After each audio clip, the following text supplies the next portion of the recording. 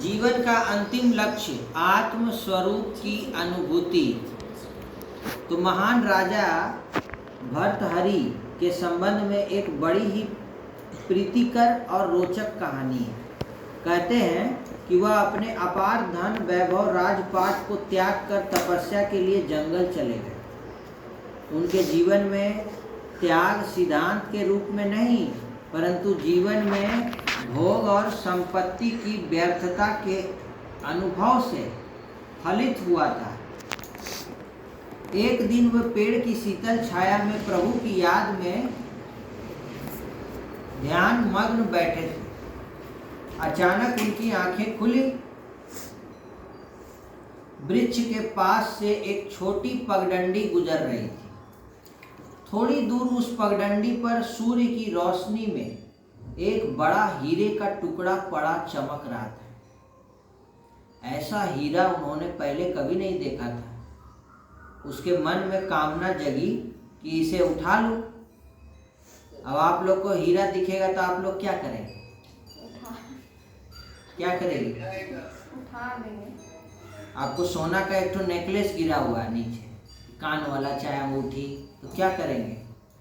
उठाना तो नहीं चाहिए। नहीं चाहिए, लेकिन इंसान नॉर्मली उठा ही लेता है। उस अब नहीं चाहिए, ये आपको पता भी नहीं है कि आप क्यों ऐसा बोल रहे हैं। क्यों नहीं चाहिए उठाना? ये तो जनरल आदमी का थॉट है कि 100 का नोट गिरा है तो उठा लेगा, 50 का नोट गिरा हुआ तो उठा लेगा, सोना का कुछ गिरा हुआ तो उठा लेगा। लेकिन बहुत लोग बोलते हैं कि नहीं उठाना चाहिए। क्यों? सोना मिलना भी खराब है, खोना भी खराब है। क्यों? क्योंकि वो जो धन वो जो कमाया हुआ धन है किसी और का है, और वो किस तरीके से कमाया है, पाप का धन है कि पुण्य का धन है। पाप का धन है और आपके घर में आ गया तो वो आपको नुकसान पहुंचाएगा। तो राजा ने देखा कि एक हीरा गिरा हुआ है और सोने एकदम हीरा के जैसा सूरज का रोशनी में चमक रहा है। तो उसके मन में कामना जगी कि इसे उठा लूं। उससे पहले उन्होंने देखा कि वहां 2 व्यक्ति घोड़े पर सवार होकर अलग अलग दिशाओं से वहां आए। उन दोनों की नजर भी उसी चमकते हीरे पर पड़ी। दोनों ने हीरा पहले देखने का दावा कर लेने के लिए तलवारें खींच ली। लड़ाई हो गया और दोनों तलवार निकाल लिया कि हम पहले देखें, हम पहले देखें, हम उठाएंगे, हम उठाएंगे। दोनों में लड़ाई हो गया। अब निर्णय का तो और कोई उपाय वहाँ नहीं था कि कोई निर्णय करे, तो आपस में लड़ पड़ा कि जो जीतेगा वो लेगा। अब अंततः दोनों वहीं पर ढेर हो गए। दोनों मर गया, तलवार एक दूसरे को लगा और दोनों मर गया। अब उस हीरे के पास 2 लाशें पड़ी हुई थी। तो भर्तृहरि राजा ने देखा कि हंसा और अपनी आंखें बंद कर ली, हंसा और प्रभु स्मरण में पुनः खो गया। मैंने अभी देखा था कि खाली हीरा है, अभी वहां 2 लोग और आया और आपस में लड़के लहूलुहान हो गया, मर गया। तो राजा देख करके हंसा और अपनी आंखें बंद करके भगवान को याद करने लगा। तो भर्तृहरि को संपत्ति की व्यर्थता का बोध हुआ, वैराग्य आया। और उन 2 व्यक्तियों का क्या हुआ?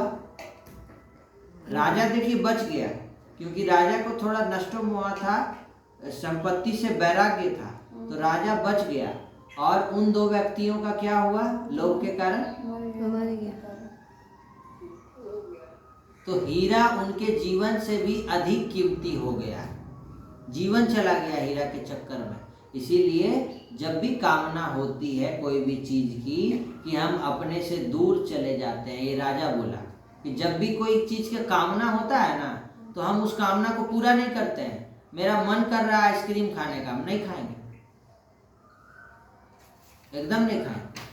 मेरा मन कर रहा है ये खाने का, एकदम नहीं खाएंगे। मेरा मन खा रहा मीठा खाने का, हम खट्टा खाएंगे।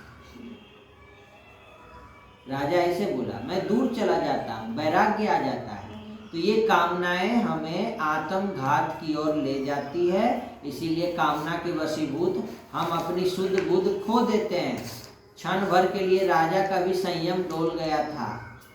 लेकिन राजा बच गया बच गया। और एक हीरा अधिक शक्तिशाली हो गया और वे कमजोर हो गए और अपने केंद्र से हटकर उस हीरे की ओर खींचते चले गए।